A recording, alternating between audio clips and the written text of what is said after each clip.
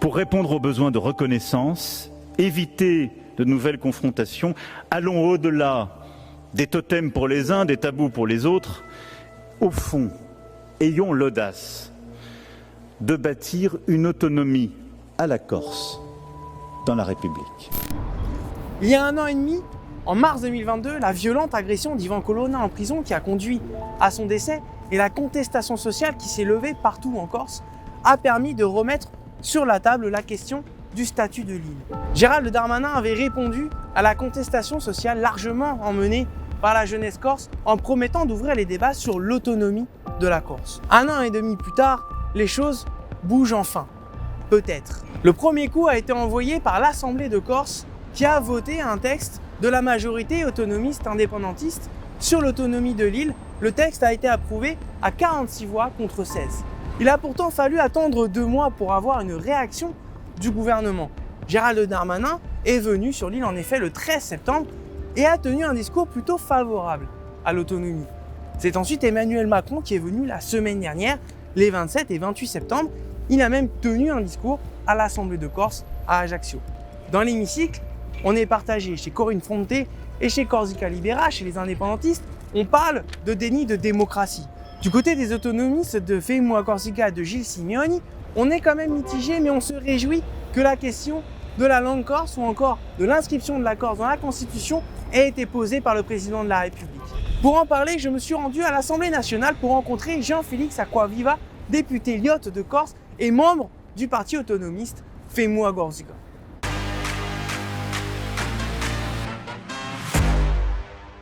Donc la visite d'Emmanuel Macron qui s'est tenue la semaine dernière suscitait beaucoup d'espoir pour les Corses, pour le peuple corse. Pourtant, beaucoup fustigent qu'il n'y a pas eu un mot sur la question sociale, pas un mot sur la co-officialité de la langue corse. Les principaux mouvements indépendantistes que sont Corsica Libera et Corinne Fronté ont d'ailleurs boudé la venue du président. Quelle est la position de vous-même et de votre mouvement Femua Corsica sur le discours d'Emmanuel Macron qu'il a tenu jeudi matin dernier à l'Assemblée de Corse ? Je crois qu'il faut resituer la visite du président de la République dans le cadre de ce qui s'est passé depuis 6 ans. Rappelons-nous du discours de 2018, qui était un discours guerrier lors des 20 ans de la commémoration de l'assassinat du préfet Erignac, puis son arrivée à Kotzal en 2019, qui était tout aussi guerrier, jusqu'à une gestion erratique, chaotique du dossier corse qui a conduit jusqu'à l'assassinat d'Ivan Colonna à Arles. Ça, ce sont les faits objectifs de ce qui s'est passé depuis quelques années. Depuis mars 2022, il y a eu l'ouverture, même dans ce processus dramatique de discussion, certainement parce qu'ils ont compris ou commencé à comprendre que le volcan qui s'était manifesté en manifestation de jeunes et de moins jeunes dans la rue venait de loin, notamment à la fois du refus d'injustice lié à cet assassinat, mais aussi de la contestation du fait qu'il y avait quand même un déni démocratique vécu comme tel par les Corses suite aux différentes élections qui ont conduit les nationalistes aux responsabilités, depuis et 2015, de manière réitérée, puisqu'il y a eu 3 victoires territoriales passant de 35% à 70% des suffrages, et 3 députés sur 4, 1 sénateur sur 2, 1 député européen. Autrement dit, d'un point de vue démocratique, on ne peut pas aller beaucoup plus loin dans une société organisée. Donc c'était tout ça qui est remonté à la surface, et la nécessité de créer de dialogue pour trouver une solution, elle s'est imposée. Alors, ce discours, il est fait devant l'Assemblée de Corse. Darmanin l'a quand même fait piétiner ce débat. Il a promis ça il y a 1 an et demi. Alors, il y a eu des moments. Il y a eu des atermoiements quand même. Atermoiements parce qu'il y a eu le problème des prisonniers qui n'étaient pas soldés, le rapprochement et surtout l'aménagement de peine reconnu pour Alain Ferrand et Pierre Alessandre. Donc ensuite, c'est arrivé. Donc le processus a pu reprendre. Et puis, in fine, il y a eu ce discours du président de la République qui se fait dans la forme devant l'Assemblée de Corse.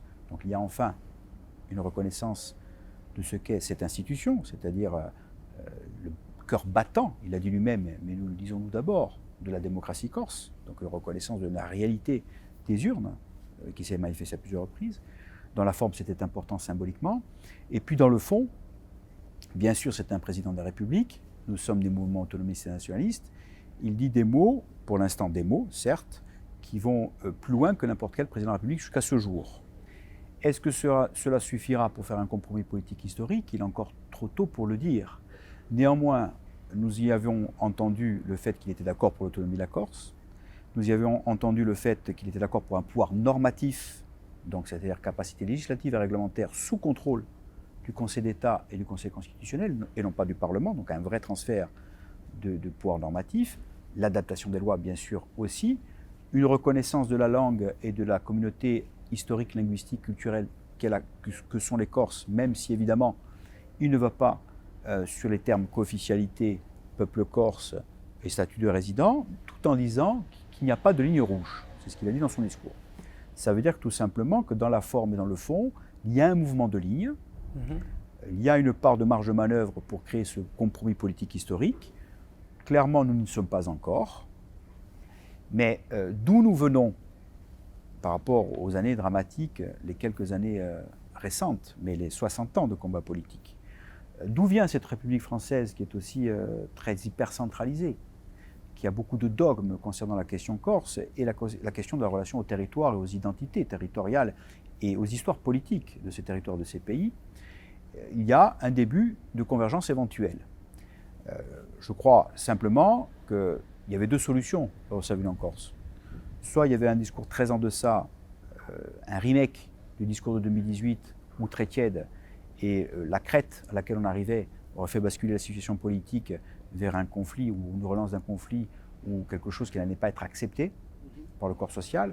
Soit il y avait un discours qui ouvrait des portes suffisantes pour que l'on puisse s'y engouffrer à des fins de poursuivre la discussion, la négociation, pour aboutir au compromis politique historique. C'est comme ça qu'on le vit, sans être naïf, en étant vigilant, avec détermination, mais néanmoins en étant objectif quant à la trajectoire qui nous a conduits jusqu'ici, avec évidemment aussi un gouvernement et un chef de l'État qui ont certainement aussi intérêt à régler ce problème historique à des fins politiques, symboliques, historiques, à la fois pour la République et pour eux-mêmes. C'est pour ça, est-ce qu'on n'a pas peur que ce ne soit qu'un discours? Parce que finalement, dans la novlangue du gouvernement, donner un pouvoir normatif à l'île, finalement, tant qu'il ne dit pas le mot autonomie législative, est-ce que ça veut vraiment dire quelque chose?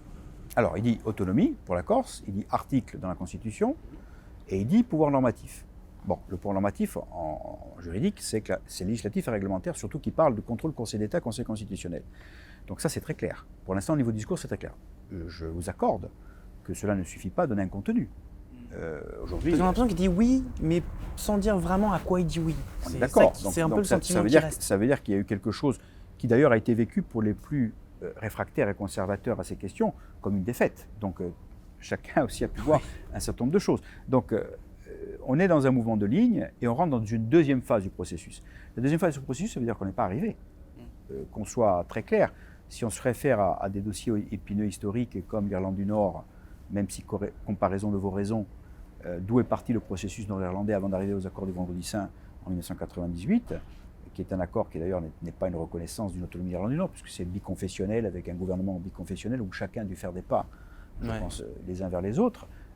Il y a eu un long processus avant d'en arriver là, ainsi que lorsqu'on parle de la Nouvelle-Calédonie, puisqu'on voit les différents accords entre Nouméa 88, les accords de Matignon ensuite, et puis on voit qu'en fine, après les 3 référendums, il y a encore un non-solde d'un certain nombre de questions, même si les avancées avec une autonomie législative claire à Nouvelle-Calédonie, à la Kanaki depuis 30 ans, on voit bien que les choses sont de l'ordre d'un processus politique qui a eu des hauts et des bas aussi. Bon, aujourd'hui, nous ne sommes pas naïfs, néanmoins, nous constatons qu'il est mieux que ce discours ait été tenu de cette façon-là devant l'Assemblée de Corse pour qu'il y ait la poursuite d'un dialogue et d'une négociation, pour arriver à une convergence suffisamment opérante et arriver enfin à un compromis politique historique qui soit viable du point de vue de la reconnaissance de ce que sont les Corses.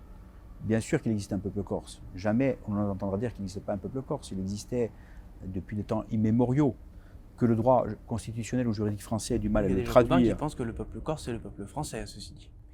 Il y a des gens pour le contredire. On pourra toujours dire que dans le texte fondamental français, il n'y a qu'un peuple, mais la réalité humaine, culturelle et historique s'impose. Donc, que Emmanuel Macron, président de la République, parle d'inscrire une communauté, je cite, historique, je crois, culturelle et linguistique spécifique dans le texte fondamental, est déjà une avancée par rapport à ce qu'on sait du caractère hypercentralisé de la République française sur ces questions de peuple.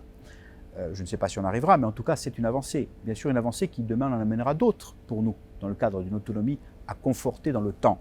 Mais néanmoins, nous prenons ça déjà comme des étapes qu'il faut consolider. Maintenant, la deuxième phase du processus, vis-à-vis du contenu à y mettre et d'un accord politique réel à transcrire sur le texte fondamental, sur qu'est-ce qu'on mettrait dans l'article et sur le contenu de l'architecture de la loi organique de ce statut d'autonomie est essentiel, comme convaincre les forces politiques françaises que le moment est venu. On ne nous parle pas d'une autonomie fiscale, qui est la seule autonomie qui permet d'avoir l'autonomie de la politique. Et au contraire, on nous parle d'un renforcement du PTIC. Donc, implicitement, c'est du centralisme, c'est un transfert du pouvoir d'individualisation de crédit à l'État via son préfet, et c'est le contraire de tout ce qu'on demande et de tout ce qu'on reproche. On parle d'autonomie, mais on ne parle pas du pouvoir législatif. Or, l'autonomie, c'est le pouvoir législatif. On nous parle d'un pouvoir qui pourrait, après avoir regardé les points de blocage, adapter les lois et peut-être pouvoir décider de certaines normes. Emmanuel Macron a quand même a demandé à ce qu'un compromis soit trouvé d'ici les 6 prochains mois. Alors, toujours à votre gauche, chez les indépendantistes de Corsica Libérale, Corriere-Fronte, on va jusqu'à dire que c'est un déni de démocratie parce que pour eux, il y a déjà cette délibération du 5 juillet, qui a vu le texte d'ailleurs porté par la majorité de l'hémicycle corse faire voter justement ce texte sur l'autonomie qui avait remporté d'ailleurs une large majorité, à 46 voix contre 16. Comment vous réagissez à ces réserves, ces critiques, et quelle est la position de FEMO à Corsica sur la question? Nous sommes évidemment très solidaires de la délibération, puisque nous sommes co-rédacteurs de cette délibération qui a permis de recueillir 75% des élus de l'Assemblée de Corse. Corriere-Fronte, la majorité territoriale FEMO à Gours, il y a un élu de droite, puisque Corsica Libérale s'est abstenu. Donc d'ailleurs, il n'y a pas le même positionnement entre Corsica Libérale et Corriere-Fronte sur la question et du processus, et de la négociation, et du contenu de la proposition, et sur la façon de discuter avec l'État, puisque Corriere-Fronte était dans l'hémicycle, tandis que Corsica Libérale n'était pas là. Oui, ils ont boycotté Donc, Josefa Diacomet qui a boycotté ça, c'était le juste discours. pour dire que les choses sont un peu différentes en termes d'appréciation du côté du monde indépendantiste. Néanmoins, nous avons toujours dit aussi que cette délibération, qui a des contenus très précis, auxquels nous sommes très attachés, est un point aussi de départ qu'il n'y avait pas pour nous. Si on nous objectait des lignes rouges, pour nous, il n'y en avait pas de lignes rouges. Mais nous savions ce qui était de l'ordre de l'essentiel et des points d'équilibre à trouver. Lorsque on nous appelle à créer les conditions d'une convergence plus large, par principe, nous n'y sommes pas opposés, puisque nous savons qu'il faut emporter l'ensemble du corps social de la Corse pour avoir une vraie solution politique. Néanmoins, nous y mettons une ligne légitime et liée au respect de la démocratie. Rechercher la convergence la plus large ne veut pas dire l'unanimisme, puisque l'unanimisme donnerait une capacité de nuisance trop forte à quelques individus, tout aussi respectables C'est d'ailleurs la crainte qui ne veulent pas bouger. C'est d'ailleurs la crainte qui s'exprime, c'est que par compromis, on s'entende compromis avec notamment la droite corse, et donc une autonomie qui va vers le moins-disant. Alors, mais encore une fois, nous connaissons, puisque nous sommes un petit pays, ce que sont de l'ordre des débats dans la classe politique corse liés à la dynamique de ce qui est en train de se passer. Donc effectivement, ce que nous disons, nous l'avons dit à l'État, nous le redirons. Dialoguer pour trouver une convergence qui a du sens et des points d'équilibre qui respectent l'essentiel. Et l'essentiel, c'est respecter la minorité, mais c'est aussi respecter la majorité issue des urnes. C'est une chose. Donner un pouvoir de nuisance à 1 ou 2 ou 3 élus minoritaires au nom de l'unanimisme, au point de faire capoter le processus, c'est non, puisque ça serait un danger pour le processus, pour la Corse et pour l'État lui-même. Donc ça n'aurait pas de sens. Donc on est dans cette logique-là, qui appelle aussi à la logique de bon sens, puisque quand on appelle à la logique de bon sens, nous appelons au respect des urnes, nous respecter la minorité ou les minorités, nous appelons aussi aux minoritaires d'être démocrates et de respecter la majorité. Sinon ça veut dire qu'ils veulent donner le message que la démocratie ne sert à rien, et donner un message qui serait dévastateur vis-à-vis de la jeunesse corse en particulier. La dire que la démocratie a démocratie quand même eu du mal ne à sert à s'exprimer, rien. parce que depuis 2015, la majorité autonomiste, indépendantiste, est au pouvoir sur l'île, et pourtant il a fallu attendre 2022 pour que Darmanin consente à dire « Ok, on va discuter », seulement discuter. Effectivement, ça a été le produit d'un rapport de force démocratique, puisque même s'il y a eu des violences dans les rues, le poids de ce qui s'est passé au lendemain de mars 2022 est plus de l'ordre du nombre des personnes qui étaient dans les manifestations. Parce que s'il y avait des violences avec 400 personnes, ce n'était pas de la même registre massif, que oui. les dizaines de milliers de personnes qui ont défilé Les rues d'Ajaccio, Bastia étaient... de tous âges. Donc l'indignation était très largement partagée dans les couches de la société corse, et dans l'ensemble des partis politiques nationalistes d'ailleurs, et au-delà. Donc ça veut dire que c'est cette réaction-là, populaire et démocratique, qui a été essentielle au lendemain de l'assassinat d'Ivan Colonne, et les rapports de force démocratiques n'ont pas failli depuis, puisque je fais partie d'un groupe parlementaire qui n'a pas hésité à porter une motion de censure sur les retraites, alors qu'on nous disait qu'on ne fait qu'au nom de la discussion sur la Corse, il fallait ne pas porter la motion de censure, c'est ce qu'on disait en nous approchant. Oui. On disait, mais il n'y a ni contrat politique sur la Corse en ce moment, et de toute façon, notre vision de la société corse ne peut pas faire l'économie de notre vision du projet de retraite qui n'est pas le vôtre. Bon, donc ça veut dire qu'aujourd'hui, le rapport de force, nous l'avons utilisé, y compris au Parlement, clairement, y compris en tant que député nationaliste corse. Donc, cheminer pour trouver un point d'équilibre qui a du sens, oui. Être otage de quelques-uns, non. D'autant plus que le discours qui vise à dire que le Sénat est monocolore, il suivrait que quelques-uns en Corse et pas le reste, nous paraît un discours surfait, non pas qu'il n'y a pas de déblocage idéologique au Sénat, ils y sont. Mais vous ne pensez pas quand même que la réforme constitutionnelle, en passant par le chemin de la réforme constitutionnelle, ça va pas être compliqué quand même de faire voter ça? Il n'y a pas le risque qu'il y ait quand même beaucoup de députés et sénateurs qui vont être contre l'autonomie, contre ce qu'on appelle le détricotage de la République française. Alors, vous savez, un concept un peu stupide certes, mais employé par ceux qui s'opposent à l'autonomie de la Corse. C'est un vrai débat. C'est un vrai débat qui sera de toute façon difficile à l'échelle de la société française et des forces politiques françaises et de la représentation des élus, oui. Mais nous sommes prêts à le mener puisque depuis que nous sommes élus à Paris en tant que députés, alors si au départ on nous prenait pour des ovnis, lorsqu'on était élu en 2017, depuis du chemin a été fait. Si nous avons réussi à faire un groupe avec d'autres députés qui ne sont pas forcément tous insulaires, mais qui dans le contrat politique respectent l'autonomie de la Corse, c'est qu'on a pu faire tomber des murs et des barrières sur ce qu'on entendait par l'autonomie de la Corse d'un autre côté de la vision.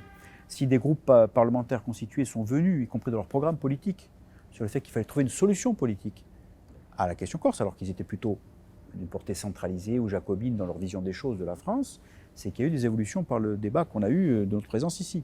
Et je peux vous garantir que ça transpire dans beaucoup de groupes, cette évolution de dire que maintenant il faut trouver une solution. Nous ne sommes plus, il y a 20 ans, où lors du processus Matignon avorté sous Lionel Jospin, et d'ailleurs la Corse a quelque part joué un rôle pour faire perdre Lionel Jospin, puisque Jean-Pierre Chevènement s'est présenté ou a quitté le gouvernement de l'époque en se présentant présidentiel, y compris à cause du dossier Corse, lui le voyant comme jacobin, les controverses dans la presse, dans Le Monde, dans Libération ailleurs, sur jacobin girondin, ou pro-autonomie ou pro-processus solution politique ou pro-rigueur vis-à-vis de la Corse, étaient beaucoup plus vifs qu'aujourd'hui. Beaucoup plus vifs qu'aujourd'hui. Ils y sont encore aujourd'hui. Il y avait la gauche Jospin et la gauche Chevènement qui s'affrontaient. Exactement. Là-dessus. Alors aujourd'hui, ils sont vifs aussi, mais de mon point de vue, de ce que je vois évoluer au Parlement, à l'Assemblée nationale du moins, les choses ont largement évolué. Par exemple, au niveau de la NUPS, donc de la gauche nationale, est-ce que vous pensez qu'il pourrait y avoir un consensus sur la question de l'autonomie? Écoutez, moi je constate, pour avoir eu des discussions avec des groupes politiques, bon, d'abord les écologistes, parce que nous avons un partenariat qui existe depuis 30 ans avec les écologistes, puisque Max Simeone, un des pères fondateurs du nationalisme corse, a été député européen en 89 avec Wechter, donc il y a eu déjà, du point de vue de l'écologie politique, la prise en compte du droit des peuples et de l'autonomie de la Corse. Je constate aussi qu'en discutant avec Jean-Luc Mélenchon, il y a eu un accord, puisqu'il a parlé à plusieurs reprises en Guyane et ailleurs du respect de l'autonomie de la Corse, et d'ailleurs dans le programme de l'EFI, mais aussi de la NUPES. On est revenu aussi, au parce que son législatif. discours n'a pas toujours été celui-ci. On parle, exactement, on parle de l'article 74 pour la Corse. Ouais. Bon, donc il y a eu des avancées. Dans d'autres courants socialistes, mais même je veux parler du MoDem ou ailleurs, nous avons eu des points de convergence sur ces questions-là avec différents élus. Donc je crois que le chemin est possible. Mais le chemin n'est possible que s'il y a entre une majorité suffisamment large en Corse, non une unanimité, mais et le chef de l'État, le gouvernement. C'est-à-dire un accord politique précis qui s'adresse aux autres forces politiques et dans lequel il s'agit de dire rétablir un équilibre entre la République et la Corse et rétablir la Corse dans ses droits d'autonomie politique issus des urnes et tourner une page de 60 ans de conflit politique pour entrer dans une autre nécessite aujourd'hui une convergence suffisamment forte et un effort de que chacun sorte de sa zone de confort pour que la paix, la justice et la démocratie basées sur ce projet politique puissent émerger en Corse demain. Et ça va se poser en responsabilité à toutes les forces politiques françaises aussi. Cette autonomie doit être le moyen pour construire ensemble l'avenir sans désengagement de l'État. Ce ne sera pas une autonomie contre l'État, ni une autonomie sans l'État, mais une autonomie pour la Corse et dans la République. Je voudrais aussi vous faire réagir sur ce propos, un autre propos encore, d'Emmanuel Macron jeudi matin, où il a parlé d'autonomie, oui, mais qui ne serait ni contre l'État ni sans l'État. Alors que bon, il suffit de voir l'exemple Sarde, par exemple, pour savoir qu'une autonomie, ça se fait rarement sans l'État. Donc qu'est-ce que ça peut bien vouloir dire et comment vous interprétez cette phrase? En même temps que vous posez la question, vous y répondez. Je crois que, moi je l'interprète comme ça du moins, ce n'est que mon interprétation, elle vaut ce qu'elle vaut. Je crois qu'Emmanuel Macron a voulu rassurer, pas nous, pas ceux qui Sa droite. savons ce qu'est une autonomie politique au sein d'un État, puisque c'est l'autonomie, il suffit de regarder le dictionnaire, c'est la capacité d'un territoire à s'autogouverner, à édicter des règles de portée législative et réglementaire au sein d'un même État pour un territoire. Bon, donc vous l'avez dit, c'est sans l'État ni contre l'État. Ça veut dire sans l'État, c'est pas sans l'État, c'est-à-dire qu'il y a quand même des dotations d'État. En Polynésie française, si je prends cet exemple-là, même si c'est le giron de l'article 74, il y a une autonomie fiscale, mais il y a aussi une dotation globale d'autonomie pour faire l'équilibre en dotation d'État. Sinon, ça serait une dépendance et la Polynésie lèverait des fonds sur les marchés pour assurer son financement. Voilà. Dans d'autres endroits, dans l'Europe, c'est identique. Donc, sans l'État, ça veut dire qu'il y aura... C'est pour ça que j'ai parlé de l'exemple Sarde, parce exactement. Que la Sardaigne, par exemple, est une et autonomie contre l'État, qui fonctionne comme ça. Ça renvoie même à la définition de l'autonomie. Une autonomie, c'est forcément au sein de la République. Sinon, ça serait l'indépendance. Et dire aujourd'hui qu'il n'y a pas d'autonomie en droit constitutionnel français est faux, puisque la Nouvelle-Calédonie a un statut d'autonomie législative. Nonobstant les questions de référendum, je parle, son statut qu'il a fait voyager depuis 30 ans est un statut d'autonomie législative au sein de la République, de portée législative avec contrôle du Conseil constitutionnel. La Polynésie, sous le régime de l'article 74, a une autonomie, mais c'est vrai que ces lois de pays sont de portée quasi législative, réglementaire, sous le contrôle du Conseil d'État, mais néanmoins c'était un degré d'autonomisation dans le droit français. Donc l'autonomie sont bien des notions, même si ça a été difficile pour la République de les admettre, pour ce territoire, au sein de la République, existe aujourd'hui en droit français. Donc je crois qu'il a voulu simplement, de mon point de vue, rassurer ceux qui, à l'extérieur peut-être qui écoutaient ce discours, ou même au sein de l'hémicycle de l'Assemblée de Corse, pensaient qu'il allait y avoir un État qui allait disparaître de la scène du développement de la Corse, ou que ça allait être évidemment la prime à un rapport de force systématique contre l'État. Pas forcément vis-à-vis de nous, je crois. Il a dit sans l'État, mais il a aussi dit ni contre l'État. Est-ce que ça, par exemple, ça pourrait pas viser justement des velléités indépendantistes qui pourraient venir, qui l'anticipent une fois l'autonomie acquise? Je crois que c'est un message qui vise à dire que si on doit cheminer c'est en termes avec l'État et en partenariat. C'est un discours de l'État qui dit ne vous imaginez pas qu'on acceptera que vous le fassiez contre nous. En même temps, aujourd'hui, on met autour de la table des intérêts opposés au départ.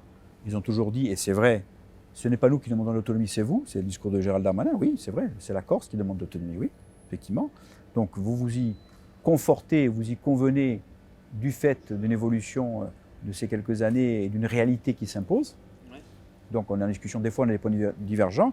Vous ne voulez pas admettre qu'on le fasse contre vous, on n'est pas là pour faire contre vous. C'est un peu ça le discours. Oui. On pose les bases. Bon, pour moi, c'est pas, à ce stade, ce n'est pas quelque chose qui soit préjudiciable ou qui altérerait la suite du processus. Je pense que les dangers, les choses trappes ou les défis viennent d'ailleurs. D'accord. Bon, pour finir un petit peu cet entretien, la question de l'autonomie de la Corse pose une question beaucoup plus large, beaucoup plus philosophique, qui est celle de l'autonomie des régions en général, et donc peut-être effectivement de mettre fin, on peut oser le mot, à la République jacobine centralisée où Paris déciderait de tout pour tout le monde à chaque instant. Il y a quand même justement cette gauche jacobine souverainiste qui vient parler, je ne parle pas des patriotes d'extrême droite, je les mets vraiment de côté parce qu'on s'en doute, ils vont être contre, mais voilà, il y a un souverainisme de gauche qui s'oppose à cette autonomisation de la Corse et de l'autonomie en général, qui parle d'ouvrir la boîte de Pandore. Est-ce que vous leur répondez à cela? Écoutez, je crois que c'est une crainte, une peur quelquefois irrationnelle, bien française, liée à la construction de la République française. La République française n'est plus une et indivisible depuis 1946, elle est indivisible, mais le mot « une » a été enlevé de la Constitution depuis ces réformes-là constitutionnelles de l'époque, et pourtant on dit toujours en sémantique la République une indivisible. Vous voyez bien que la culture perdure de l'uniformité de la République. Or l'uniformité, l'égalitarisme de la loi, c'est bien ce qui pose problème vis-à-vis d'un cas comme la Corse, et qui peut poser problème dans d'autres territoires. L'égalité en droit, ce n'est pas l'égalitarisme de la loi. Or l'égalitarisme de la loi peut créer des inégalités en droit sur le terrain. Chez nous, c'était le cas. Quand on ne prend pas en compte une singularité d'île-montagne géographique avec des surcoûts liés au transport sur un certain nombre de domaines, que ce soit la question du carburant, où il y a une organisation de distribution oligopole ou monopole, avec des surcoûts de 10 à 15 centimes plus haut que sur le continent, qui mériteraient des règles de régulation propres, et non pas un accord avec Total, par exemple, qui tue les petits, qui donne aux gros une monopole en sortie, etc. Je ne vais pas rentrer dans les détails. En gros, une règle générale qui, en fait, sur le terrain, va à l'opposé de ce qu'il faudrait faire. Ou, par exemple, lorsque, sur la spéculation foncière immobilière, on ne permet pas une taxation des transactions immobilières, parce que c'est ce qui se passe en Corse avec aujourd'hui des prix qui vont 2 fois plus vite que sur le continent. Alors, la spéculation existe en Bretagne, elle existe au Pays Basque, sauf que chez nous, elle a une dimension hors norme. Si on n'a pas des outils fiscaux propres et dictés par l'Assemblée de Corse, des droits de préemption renforcés, un statut de résident, on ne régulera pas le phénomène. Donc, l'égalitarisme de la loi peut aller à l'encontre des règles. Mais ce qu'on constate pour la Corse dans une situation très singulière, et effectivement, je ne vais pas pouvoir dire à la place des autres qu'il faudrait une autonomie à la Corse ailleurs. Ce que je sais, c'est que l'autonomie à la Corse se justifie pour changer la vie des Corses aujourd'hui, et on peut le démontrer dans la situation d'île de Méditerranée, montagne, et avec son histoire et son besoin de reconnaissance légitime de sa langue et de son identité. Mais c'est vrai que la question de dire est-ce qu'il est normal qu'en tout temps, en tout lieu, dans tout endroit, la règle doit être la même, est-ce que le sujet de l'égalité en droit ne mériterait pas que l'on se dise que le principe de subsidiarité, l'adaptation des règles, peut-être pas de la même façon que la Corse, l'adaptation économique aussi, et fiscale, et sociale et budgétaire. fiscale, pour justement arriver à l'égalité en droit, entreprises, justice sociale et autres, mériterait que la méthode soit différente et qu'on sorte de ce centralisme technocratique. Ça, c'est une vraie question qui, à travers le prisme corse, se posera aux autres territoires. Mais ça ne veut pas dire détricoter ou appeler à la contagion pour détricoter la République. Je crois que c'est simplement un débat qui est propre à cette République et à son évolution éventuelle. C'est lui donner un nouveau souffle, finalement. Écoutez, comme ça. Rappelez-vous quand même que lorsqu'il y a eu une manifestation des Gilets jaunes, on disait que c'était une révolte des corps intermédiaires de la France d'en bas, des territoires, des corps intermédiaires qui n'étaient pas écoutés par ceux qui avaient décidé de la fiscalité. Ouais. C'était les gens des rurales qui se révoltaient. Finalement, ça posait un peu cette question-là, oui, du Ça posait centralisme ces questions-là. parisien. Y compris la question du Covid avec la question de la crise sanitaire, lorsqu'il fallait réagir pour les masques, rappelez-vous, on disait que les collectivités agissaient plus vite que l'État. Bon, il y a eu un tas de sujets ces quelques années précédentes qui ont démontré qu'il y avait une volonté, y compris pour ceux qui seraient pour l'autonomie de la Corse aujourd'hui d'ailleurs, de dire qu'il fallait aller vers plus de décentralisation pour une agilité, une fluidité décisionnelle au service des populations. Donc moi je le constate à ce stade. Je constate que, évidemment, que comparaison ne vaut raison. Il ne s'agit pas de dire, puisqu'on dit un statut d'autonomie législative pour la Corse, il faut transcrire partout la même chose. Mais évidemment que derrière ce sujet-là et cette, je dirais, cette aiguille dans le pied qu'est la Corse dans le sujet de la République centralisée, pose des débats par ailleurs qui se poseront certainement différemment. Je crois qu'il faut simplement les rendre sereins et rationalisés. Pour l'instant, évidemment, il serait bon, pour des raisons historiques, politiques, symboliques, pour la paix dans cette île et pour donner un avenir en Méditerranée à cette île, qu'enfin on reconnaisse ce qu'est la Corse, un peuple, une communauté de culture, de destin, qui a sa part à être reconnue pour réussir une autonomie politique comme l'est la Sardaigne à 11 km, comme le sont les Baléares, comme sur la Sicile. Ça pose aussi le contexte d'une méditerranéité du discours. Nous sommes pour une structuration de la Méditerranée politique. Il y a la question des migrants, il y a la question des pollutions plastiques, il y a la question du changement climatique, qui demande une structuration politique de la Méditerranée. Locale, de la Méditerranée, un petit peu ce qui se passe sur exactement, place, locale, autonome, en partenariat, et que même l'Europe et l'État français aient un discours un peu plus méditerranéen sur ces questions, ce qui n'est pas le cas. Aussi sur la question du tourisme de masse. Exactement, la surfréquentation touristique, ça c'est des questions on a en commun, un partage, y compris avec nos territoires partenaires à côté, qui ont l'autonomie politique. Donc tout ça a du sens pour l'avenir, pas que de la Corse, de la Méditerranée et des populations qui entourent ce Mare Nostrum que nous avons en partage. Donc ça veut dire que notre vision, elle s'inscrit même dans un projet plus large de la Méditerranée et de l'Europe, mais qui ne me paraît pas incompatible à ce que pourrait véhiculer la République française si elle se réveillait. C'est parfait pour un mot de la fin, ça. Merci beaucoup, Je vous en prie. Félix Aquavive. Merci à vous d'avoir suivi cet entretien. C'est parce que le média est indépendant et uniquement financé par ses citoyens que nous pouvons faire parler librement des idées politiques différentes. Si vous voulez que le média reste un espace d'expression pour ceux qui voient et pensent le monde autrement que les toutologues de plateau télé, il ne tient qu'à vous de soutenir la campagne de financement participatif sur KissKissBankBank. Le média n'appartient à aucun actionnaire ni à aucun parti politique. Le média ne peut compter que sur vous. Merci encore de nous avoir suivis et à très vite.